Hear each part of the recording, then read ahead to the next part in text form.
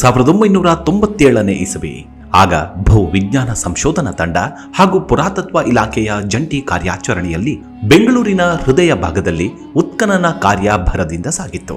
ಭೂಗರ್ಭದಲ್ಲಿ ಹುದುಗಿ ಹೋಗಿದ್ದ ಆ ಪುರಾತನ ದೇಗುಲದ ಅವಶೇಷಗಳನ್ನ ಹಾನಿಗೊಳಗಾಗದಂತೆ ಮೆಲ್ಲನೆ ಉತ್ಖನನ ಮಾಡಲಾಗ್ತಿತ್ತು. ಸ್ಥಳೀಯ ಜನರೆಲ್ಲರೂ ಕಪೋಲಕಲ್ಪಿತ ಕಥೆಯನ್ನ ಹರುಹತೊಡಗಿದ್ರು. ಇತಿಹಾಸಕಾರರು ತಮಗೆ ತಿಳಿದಿರುವಂತಹ ಕಥೆಯನ್ನ ಅಥವಾ ಆಧಾರವನ್ನ ಇಟ್ಟುಕೊಂಡು ಅದೊಂದು 500 ವರ್ಷಗಳ ಇತಿಹಾಸವಿರುವ ದೇವಾಲಯವೆಂಬ ಒಕ್ಕಣೆಯನ್ನ ಕೊಟ್ಟರು. ಆದರೆ ಪುರಾತತ್ವ ಇಲಾಖೆಯ ವರದಿಯಲ್ಲಿ ಈ ದೇವಾಲಯ ಸುಮಾರು 7,000 ವರ್ಷಗಳಷ್ಟು ಪುರಾತನವಾದದ್ದು ಎಂಬ ಮಾಹಿತಿಯನ್ನ ಹೊರಹಾಕ್ತು. ದಿನೇ ದಿನೇ ಈ ದೇವಾಲಯದ ಬಗ್ಗೆ ನಾನಾ ಗೌಪ್ಯತೆ ಹೊರಬರುವುದಕ್ಕೆ ಶುರುವಾಯಿತು. ಅಂತಹ ನಿಗೂಢಗಳಲ್ಲಿ ಒಂದು ಇಂದಿಗೂ ಬಗೆಹರಿಸಲಾಗದ ನಂದಿಯ ಬಾಯಿಯಿಂದ ಹರಿಯುತ್ತಿರುವ ಗಂಗೆ.